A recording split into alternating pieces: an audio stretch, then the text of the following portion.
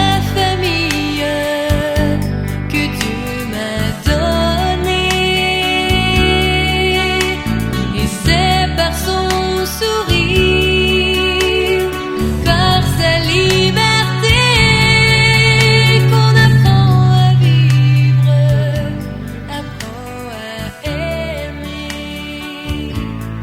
La famille, ces gens qu'on aime tant, à qui l'on sait pouvoir tout dire, que l'on apprend à découvrir malgré les mauvais moments. Madame, Monsieur, bonsoir. Dans ce nouveau numéro de votre émission, à la découverte de nos ministères, nous allons découvrir le groupe Jeunesse en Mission.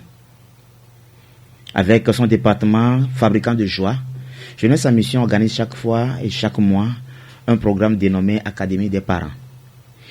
Et pour ce mois d'août, spécialement, un séminaire a démarré depuis hier avec pour actrice principale la responsable internationale Afrique des fabricants de joie, Joël Zérin, autour du thème « Comment avoir et vivre une vie fructueuse avec les adolescents ».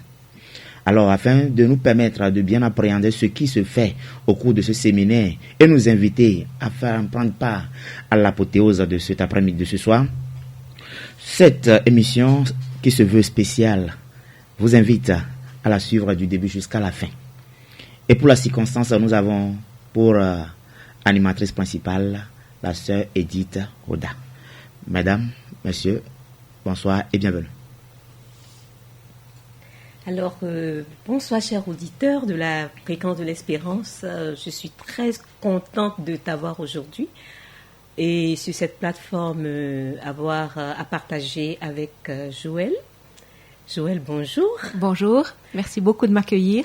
Ah, ça fait plaisir de t'avoir avec nous et nous remercions le Seigneur parce que vraiment c'est une bénédiction et c'est comme la pluie qui descend sur nos têtes et vraiment ça va vraiment aider les parents à recadrer un certain nombre de choses. Et déjà, qu'est-ce que vous avez d'une manière générale à dire à chaque parent qui est à l'écoute en ce moment? Déjà, merci d'être parent. Merci pour la tâche à laquelle vous vous adonnez jour après jour. C'est vrai que être parent, c'est un métier qu'on n'apprend pas, qu'on apprend alors qu'on le fait. Et je crois qu'on a aujourd'hui encore plus que jamais besoin d'avoir une perspective de Dieu sur l'éducation. On sait tous que notre monde est ébranlé, pas besoin d'être prophète pour le dire. Les temps dans lesquels on vient vont être de plus en plus compliqués, mais on sait aussi que Dieu est là, que Dieu règne.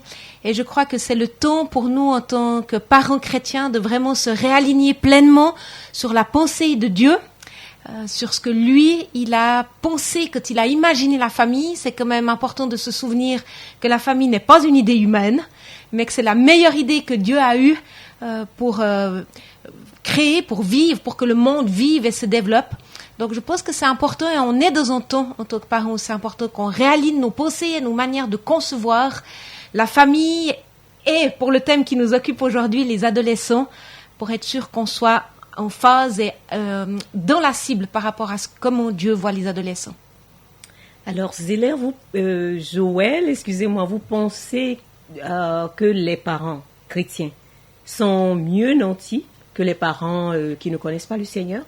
Ou vous croyez que tous passent par les mêmes impasses, les mêmes difficultés? Alors, je pense qu'on est tous à la même en tant que parents. On fait face aux mêmes difficultés. Nos enfants grandissent dans le même monde. Cependant, je pense que la grande différence, c'est qu'on sait où aller chercher de l'aide efficace. Parce que Dieu étant le créateur, notre créateur, mais aussi le créateur de nos adolescents, de pouvoir aller lui demander le mode d'emploi. Vous savez comme moi que quand on a un enfant et puis qu'on commence à comprendre comment il fonctionne, on se dit que ça va être la même chose pour tous nos enfants. Il suffit qu'on ait le deuxième pour qu'on réalise vite qu'on s'est complètement trompé et puis que les choses qu'on a appliquées avec notre premier ne marchent absolument pas avec notre deuxième. Et moi, quand je suis confrontée à des défis avec mes adolescents, au niveau personnel, mais aussi dans le ministère, j'aime rappeler à Dieu que c'est lui, le créateur de nos adolescents, et puis de lui dire, si tu peux me donner un petit bout du mode d'emploi pour cet adolescent-là, s'il te plaît, j'en ai besoin. Donc, je pense que la grande différence, c'est donc comment on va appréhender les difficultés ou les défis ou les différentes phases de développement de nos enfants, en particulier de nos adolescents. Ah, vraiment. Et je sais que le Seigneur a toujours des outils pour nous. Et en fait, on va s'en sortir avec le Seigneur. Amen. Amen, amen. Alors, je voudrais rappeler rapidement que Joël a 5 enfants, 5 grands enfants et aujourd'hui un seul adolescent. Mais tout le monde des fabricants des joies, les jeunes, ont les yeux sur vous, Joël, n'est-ce pas? C'est vrai que ça fait maintenant 30 ans qu'on est mariés avec mon mari et puis on a 5 enfants et je suis aussi heureuse grand-maman de deux trésors. Et puis, c'est vrai que dans les nations aussi. Ah oui, tous les ados ont leurs yeux sur vous. Alors, dites-moi, l'image, la perception que les aînés ont des ados, est-ce que cette image a changé durant les générations? Je vais vous lire une citation. Notre monde a atteint un stade critique. Les enfants n'écoutent plus leurs parents. La fin du monde ne peut pas être très loin. Et une deuxième citation qui dit « Cette jeunesse est pourrie jusqu'au fond du cœur. Les jeunes gens sont malfaisants et paresseux. Ils ne seront jamais comme les jeunes d'autrefois. » Vous êtes d'accord avec moi, j'imagine, chers auditeurs aussi, que on pourrait se dire que ça a été écrit dans le journal du jour en 2023. Effectivement. Eh bien, détrompez-vous, ces citations, elles ont été écrites 2000 ans et 3000 ans avant Jésus-Christ, donc ça fait 5000 ans maintenant, pour dire, comme nous dit l'Ecclésiaste, qu'il n'y a rien de nouveau sous le soleil. Donc, au fait, cette période, alors le terme adolescent n'existait pas en tant que tel, mais cette période de vie, en fait, était la même. Et tout ce qui se vivait par le passé continue. C'est exactement ça. Je crois que le développement de l'être humain en soi n'a pas beaucoup changé depuis la nuit des temps. Par contre, évidemment que beaucoup de choses ont évolué dans la société. Donc, nos jeunes d'aujourd'hui et la génération d'aujourd'hui, elle a des choses en plus avec lesquelles elle doit composer.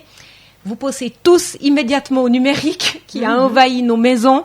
On le sait, comment gérer un téléphone portable, comment gérer Internet dans la chambre à coucher, qui sont en fait, nous en tant que parents, maintenant, c'est la première génération. Donc, on doit apprendre à gérer ces choses-là. Donc ça, c'est vrai que c'est un défi qui est propre à cette génération. Je pense qu'aussi, cette génération, elle est confrontée à quelque chose de nouveau, c'est qu'on les a beaucoup protégés. Je crois que la motivation de nos cœurs en tant que parents est bonne de vouloir protéger nos enfants. Malheureusement, en les empêchant de faire un peu leur arme, d'apprendre à se battre, parce que la vie, on le sait, n'est pas facile. Je pense qu'ils ont un défi de plus à relever. Et on a besoin de les accompagner d'une manière particulière. Alors, en écoutant tout ça, je suis intriguée de voir que, je prends par exemple moi, aujourd'hui, je trouve que mes enfants ne font pas ce que j'attends d'eux, je me pose des questions, je m'inquiète, mais pourquoi? Mais lorsque j'étais enfant, mes parents aussi se posaient les mêmes questions. Absolument. Mais je me demande, mais pourquoi cette répétition de génération en génération? Vous avez tout à fait raison et je pense que c'est comme ça que ça se passe au fait dans le monde. On voit des schémas qui se répètent et se répètent et se répètent. À mon avis, il n'y a que quand on a vraiment une révélation et un changement de paradigme, donc la révélation qui touche notre esprit, où on gagne cette perspective biblique, on a cette illumination que Dieu nous offre, et qu'on a ce changement de paradigme là au niveau intellectuel qui fait on ne voit plus les choses comme avant et on comprend pourquoi. Donc on a ce renouvellement de l'intelligence dont parle la Bible. Et puis c'est à tous les niveaux qu'on doit être transformé dans notre intelligence. Ça touche aussi bien sûr le domaine de l'éducation et de nos enfants, de nos adolescents pour aujourd'hui. Et je crois que c'est ça qui fait qu'on arrive à transformer une société au fait. Sinon on est condamné à perpétuellement répéter les mêmes choses en fait. Alors, je pense quand même que la pensée de Dieu voudrait qu'on s'arrête et que ça change. Il faut que ça change. On est appelé à être des agents de transformation dans notre monde et on sait que la transformation, elle passe de l'intérieur vers l'extérieur. on essaye beaucoup de faire de transformation de notre monde en changeant le comportement extérieur. Donc on veut modifier les comportements extérieurs et on pense que ainsi, je caricature vraiment, mais on se dit que si on arrive à amener tous les gens à l'église le dimanche matin, notre nation va devenir chrétienne. Je tire le trait, je sais bien. Oui. Mais c'est quand même un peu ça dans notre pensée. Mais en fait, c'est pas d'être assis le dimanche sur un banc d'église qui va transformer une nation. On a besoin que ce changement, c'est pas le comportement extérieur qui va changer quelque chose. C'est quand on va changer l'intérieur des gens. Donc quand ils vont saisir dans leur âme, dans leur esprit et dans leur intelligence profonde, et que c'est là qu'il y a un changement qui est modélisé, qu'en fait on va avoir le vrai changement parce que ça va sortir de l'intérieur. Et il y aura plus besoin de gens extérieurs qui mettent des règles. Et si je prends cet exemple, c'est pas parce qu'on va dire qu'il faut ramasser ses papiers, puis on est toujours derrière les gens parce qu'il faut ramasser les papiers qui sont par terre. Et c'est pas ça qui va... là, on est dans le comportement extérieur, mais ce qu'on aimerait, c'est un changement intérieur. Que la personne, elle puisse vraiment se dire, c'est parce que Dieu a voulu que la terre soit belle, il m'a donné ce mandat d'en être garant, que je vais ramasser mon papier. J'ai plus besoin de quelqu'un d'extérieur qui me pousse à faire ça. Alors, je pense, en fait, par rapport à tout ça, que Dieu a une pensée, Dieu a des attentes. Et même en mettant les adolescents dans ce processus de développement de l'être, Dieu a quelque chose. Il y a quelque chose qui est dans le cœur de Dieu. Il a toujours quelque chose en tête. Ouais. Alors, c'est quoi? Ouais. C'est quoi cette pensée de Dieu par rapport à l'adolescent? Il fait jamais les choses par hasard, hein. Ça c'est sûr. Alors oui, si vous cherchez le terme adolescent dans la Bible, il n'existe pas.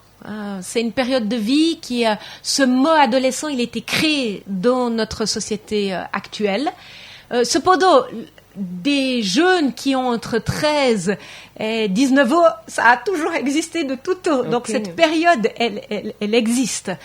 Si on regarde un petit peu dans la Bible, le mot qui définit en adulte, donc on passait de l'enfance à l'adulte, à l'âge adulte, c'est le mot barour. Et il est intéressant. D'ailleurs, vous le savez peut-être, mais pour démarrer une communauté en Israël, c'est important d'avoir 12 membres. Et ces membres, ça doit être des membres adultes qui ont tous fait leur bar mitzvah, des hommes adultes qui ont fait leur bar mitzvah. Et ça arrive de la tradition autour des 12-13 ans. Donc pour nous, qui correspond à une entrée de l'adolescence actuellement. Donc c'est vraiment un temps charnière. Ce mot barour, il est intéressant quand on recherche un peu sa signification parce que ça veut dire un jeune guerrier en formation, qui est au contraste complet avec l'image qu'on se fait d'un adolescent. Si on interviewe des parents ou des gens qui travaillent avec des adolescents, ce qu'ils vont vous dire, ils vont pas vous sortir l'image d'un guerrier en formation pour la plupart. Ils vont dire que les jeunes c'est compliqué, que c'est une période de crise, qu'il y a de la désobéissance, de la rébellion, des amitiés filles-gars qui sont malsaines, qu'il y a la gestion des écrans, qu'on a une vision finalement assez négative de ce temps d'adolescence, alors que Dieu est la perspective, le regard de Dieu sur les adolescents, c'est de voir des jeunes guerriers en formation. Alors, ce jeune guerrier en formation fait quoi au juste dans le processus? Dans le processus, et c'est ça qui est intéressant, dans la Bible, il est nommé à plusieurs reprises, on a plusieurs exemples qui sont donnés, et en fait, leur tâche, ils étaient porteurs d'armes. Ça veut dire quoi? Ça veut dire qu'ils se collaient à un héros et ils vivaient en fait le quotidien. Donc, ils partageaient la vie de quelqu'un.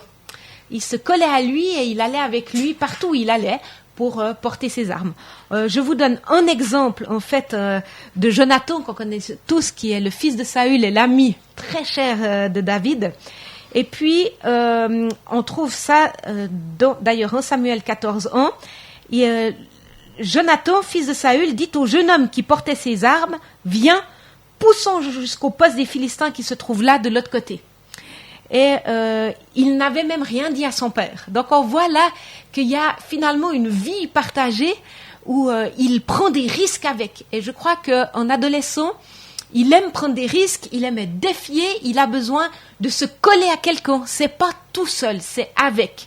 Et je pense qu'un des mots-clés de cette période de l'adolescence, pour nous tous en tant que parents, et pour tous ceux qui travaillent avec les adolescents, c'est de se dire comment est-ce que je vais prendre mes adolescents ou les adolescents avec moi dans ce que je vis.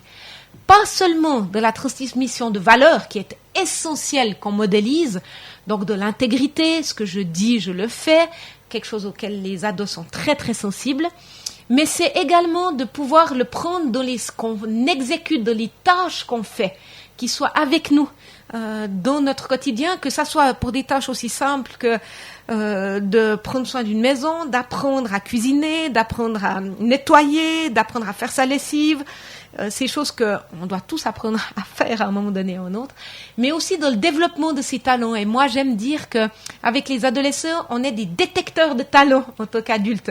Et notre job, c'est d'essayer de repérer là où ils sont bons, et puis de leur donner des occasions de s'exercer, de découvrir des nouveaux talents. Mais pour ça, ils ont besoin de nous. Ils ne peuvent pas deviner. C'est important qu'on leur offre cette plateforme pour découvrir finalement ce qu'ils aiment. Alors, je suppose qu'un jeune adolescent vit avec un parent qui ne sait pas qu'il doit l'amener à porter des armes. Bon, en fait, qu'il est un jeune guerrier porteur d'armes en train de se former à sa suite. Qu'est-ce que vous avez à dire à ce parent qui ne reconnaît même pas, qui ne sait pas qu'il a des armes, qu'il a des outils à mettre à la disposition de cet ado? Alors, à ce parent-là, c'est vrai que s'il n'est pas conscient de ça, il va faire avec ce qu'il sait et ce qu'il a en main.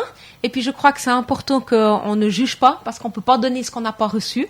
Par contre, je pense qu'en tant que chrétien, et à tous ceux qui écoutent cette émission et à tous ceux qui sont formés à travailler parmi les adolescents, je pense que c'est un thème clé que d'apprendre finalement à intégrer les adolescents dans ce qu'on fait. Et moi, il y a une question que je me pose tout le temps, et de manière concrète, je pense qu'elle est toute simple et applicable, c'est que chaque tâche que j'effectue, quelle qu'elle soit, c'est de me dire qui c'est que je pourrais prendre comme jeune avec moi.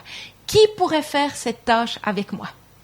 Et c'est une question qui est facile à se poser pour cette transmission, en fait, qui est nécessaire.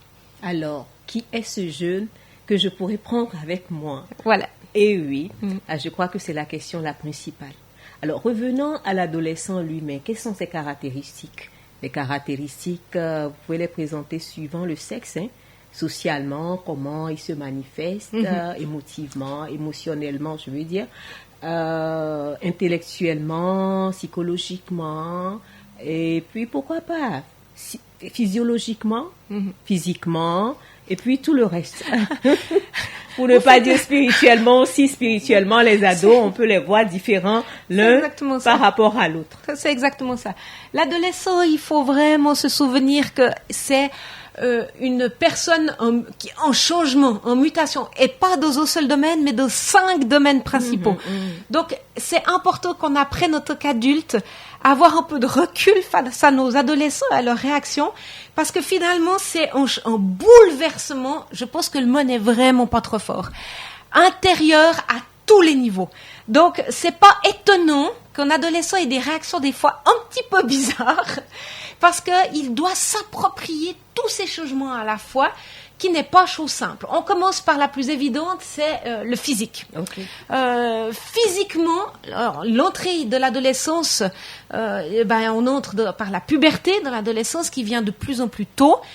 C'est ce qu'on observe. Et puis, on a tout à coup des poils qui apparaissent. On a notre corps, surtout pour les garçons, qui fait un pic de croissance. Je me souviens toujours de notre fiston qui se tapait partout parce que ce corps avait grandi si vite qu'il fallait qu'il se l'approprie tout à nouveau. Il y a un changement pour les filles où on a la poitrine qui pousse, il faut vraiment la voix qui mue pour les garçons. Enfin, il faut vraiment faire quelque chose de ce corps qui se transforme, et c'est pas tout simple de se voir changer comme ça. Un adolescent peut se regarder dans le miroir un matin puis se dire « Ouh là là, c'est qui que j'ai là en face ?» Parce que finalement, il se reconnaît pas. Tellement que... Et en plus, certaines de ces transformations arrivent assez rapidement. Okay. Et il y a tout l'enjeu du regard de lui-même sur lui-même et le regard des autres sur lui-même qui est en train de se transformer quand pratiquement du jour au lendemain vous vous retrouvez tout boutonneux. C'est pas tout simple à gérer. L'acné partout. Avec de l'acné partout, c'est vraiment pas évident. Donc ça, c'est déjà une première chose. Et ça s'arrête pas là.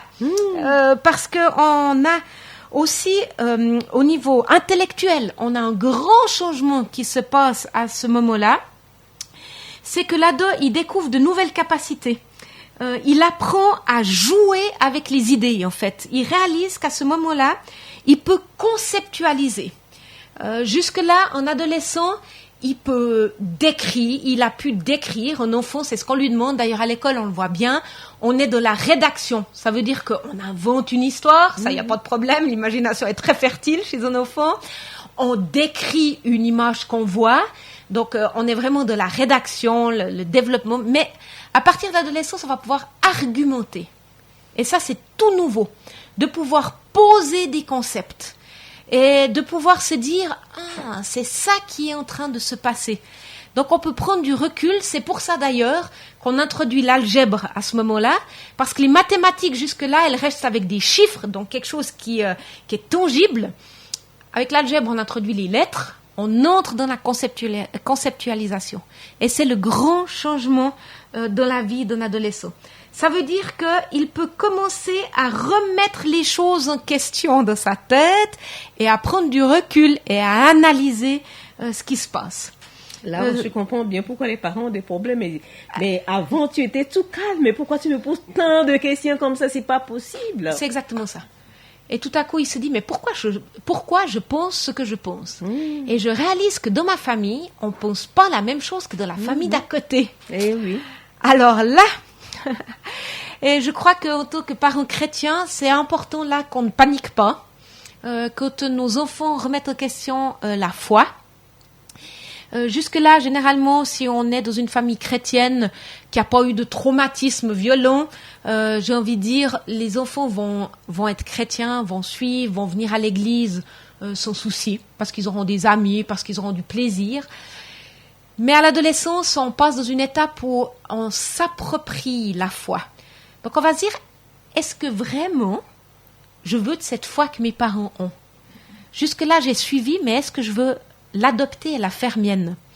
Et je crois que c'est important parce que beaucoup de parents chrétiens, on a très peur pendant cette période, à juste titre. Je comprends cette crainte.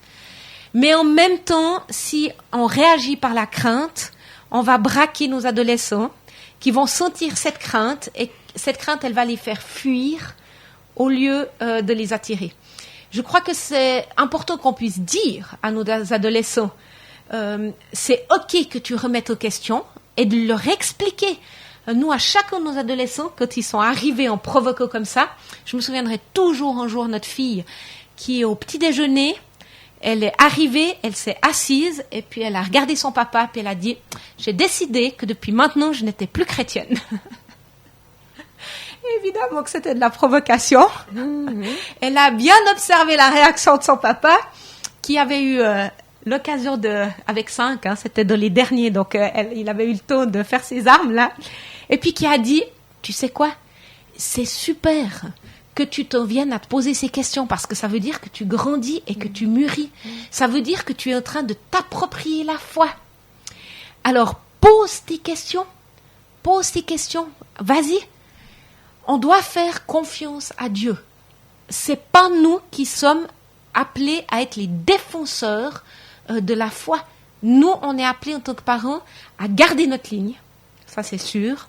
À continuer à être cohérent, à vivre notre vie avec Jésus, à prier.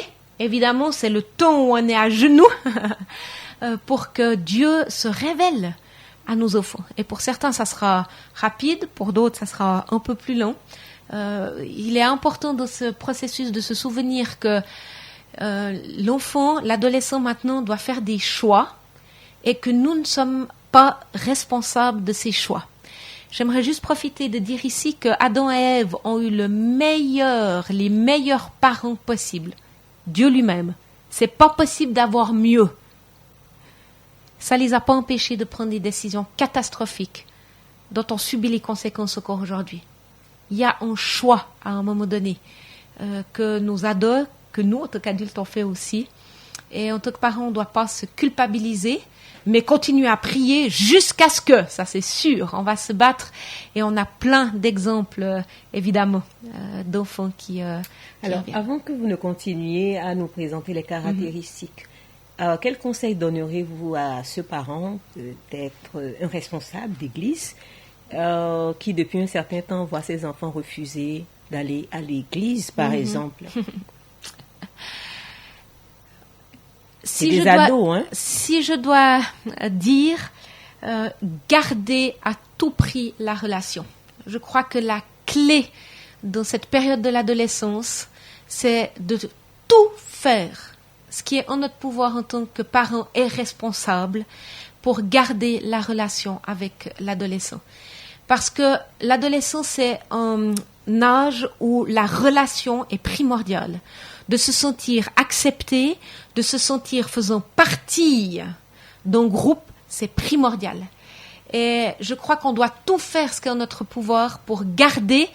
Et c'est vrai que des fois, on doit se questionner en tant qu'adulte en se disant, est-ce que ce principe que j'ai là, que c'est important d'aller au culte tous les dimanches matins et que j'exige que mon enfant aille au culte tous les dimanches matins, et ne déformez pas mes propos parce que c'est important d'aller à l'église tous les dimanches matins, je suis d'accord avec vous. Mais il y a un moment donné où si notre ado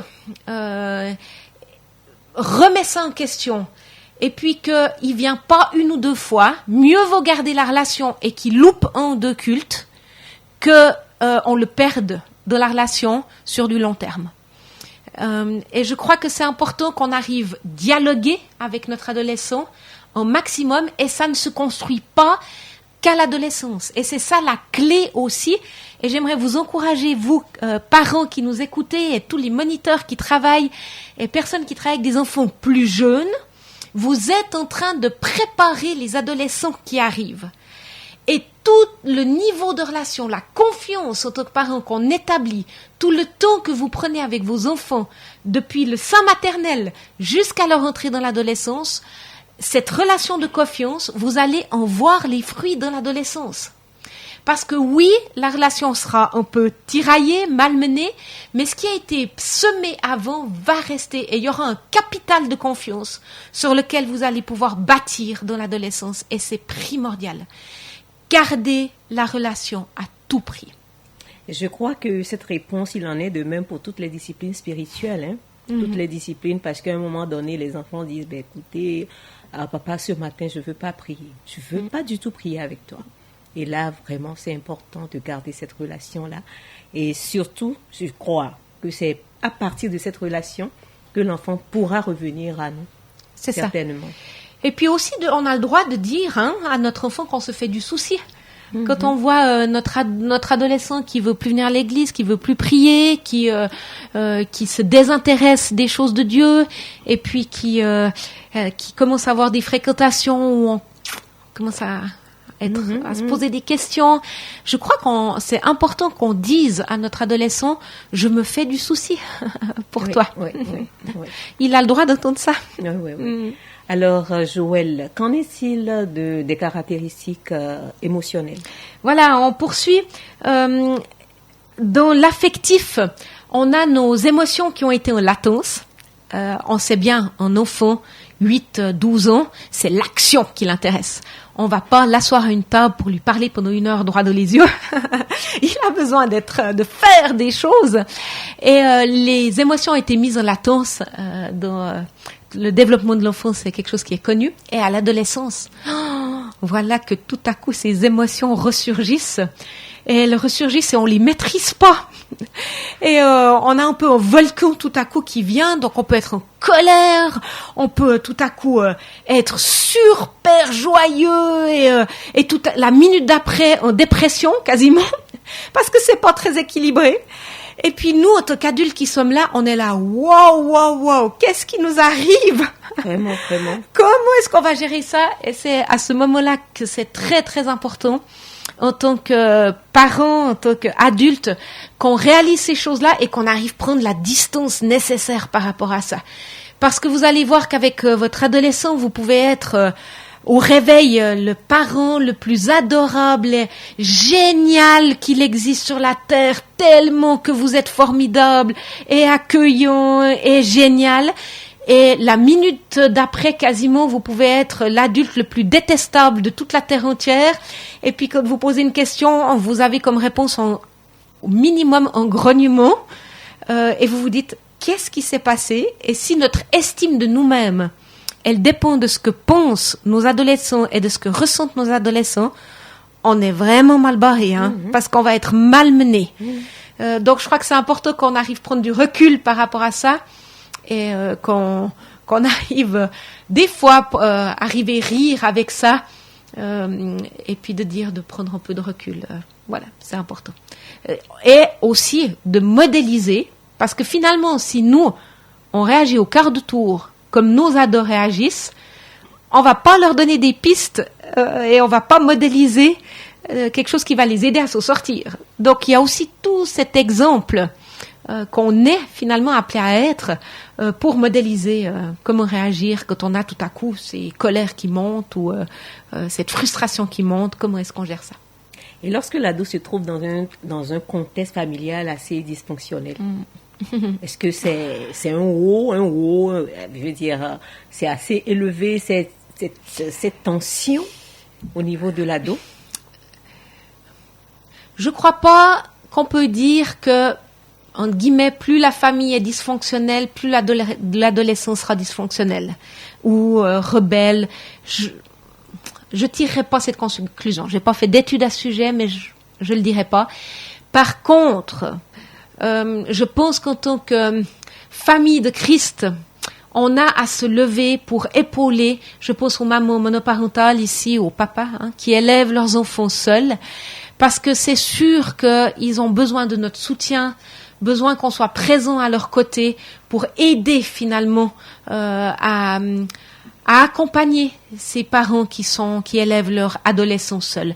Et d'avoir des fois, en tant que parent d'adolescent, un week-end ou une journée ou un bout de journée où c'est quelqu'un d'autre qui prend en charge notre adolescent, que ça soit pour une sortie, que ça soit pour discuter.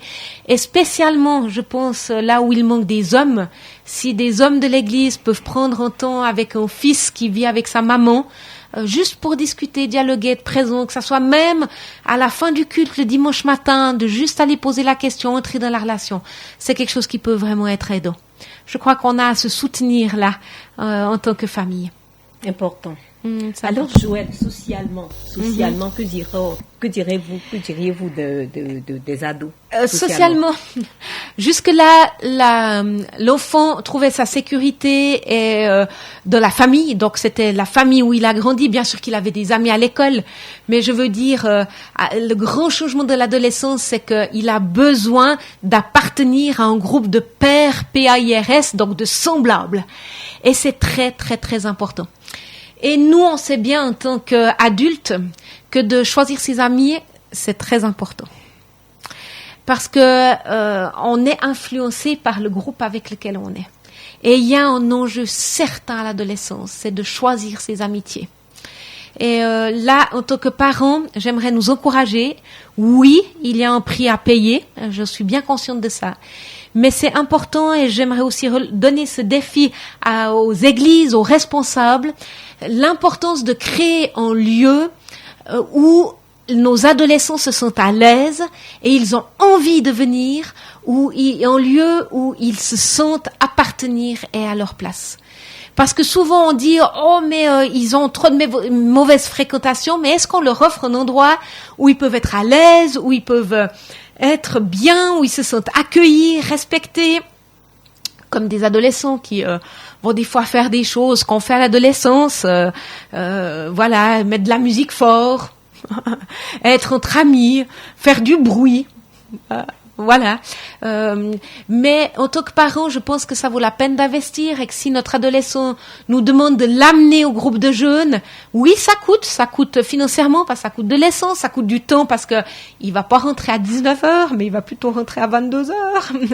Et ça veut dire que nous, en tant que parents, on a à investir ce temps-là. Mais je crois que c'est déterminant et clé d'investir pour ça. Et ça dure pas toute la vie, hein. C'est quelques années. Alors, souffrons en tant que parents. C'est ça, souffrons. Ouais, je sais pas si c'est souffrant parce que si je prends ces trajets en voiture qu'on investit, par exemple, avec nos adolescents, c'est aussi des temps qu'on a privilégiés avec eux. Parce que comme on leur rend service et qu'ils ont envie d'y aller, c'est des temps où ils sont bien, où on peut parler. Alors, il y a un prix à payer, mais j'ai envie de dire, comme dans toute relation d'amour, on a un prix à payer, hein. C'est pas, Alors, voilà. Le prix. Il y a toujours un prix à payer pour garder un peu les ados à côté parce que de toutes les façons, ils chercheront à aller vers leur père. Je crois que c'est important qu'on se souvienne que finalement, si notre enfant a envie de sortir de la maison plus, on ne doit pas le prendre comme un échec et en voulant à tout prix garder notre enfant, notre adolescent de la maison, mais de lui dire c'est génial, parce que ça veut dire qu'on a réussi. Parce que c'est une étape où c'est important qu'il aille avec ses Alors, pères. Joël, je crois que nous sommes pratiquement arrivés, en fait, au temps imparti pour cette plateforme. Alors, que diriez-vous? Qu'est-ce que vous nous proposez ce soir? Parce que ce soir, nous continuons toujours avec l'Académie des parents. Quelle est la surprise ce soir? Parce que déjà, nous invitons tous ceux qui sont à l'écoute. Ce soir, ça commence à 18h30 à Oasis. Alors, Joël, qu'est-ce que vous nous proposez ce soir? En fait, ça, c'est un clin d'œil qu'on fait aux parents et on les invite à venir nous rejoindre à Oasis à partir de 18h30. Alors. Ce soir, on va s'intéresser à nous en tant qu'adultes. Quelles sont les choses, en fait, qui vont aider notre adolescent à poursuivre ce chemin de la maturité? Et puis, quelles sont les choses qu'on peut éviter dans nos comportements pour éviter de les coincer ou de les fermer.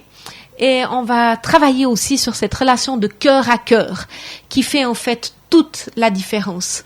Et comment est-ce que nous, en tant qu'adultes, on peut travailler à ça et comment est-ce qu'on peut se positionner en fait pour bien vivre cette adolescence. Alors ce soir, c'est ce soir qu'on aura plein d'outils à mettre à disposition des enfants. Pas des enfants, mais des parents. Alors, je voudrais juste dire que Oasis est le siège des fabricants de joie. C'est au quartier L'Omégan. Et vous prenez l'avant de l'école primaire La Sagesse et tout droit vous arrivez à Oasis. Alors, Joël, votre mot de fin? C'est un cadeau de pouvoir cheminer avec des adolescents.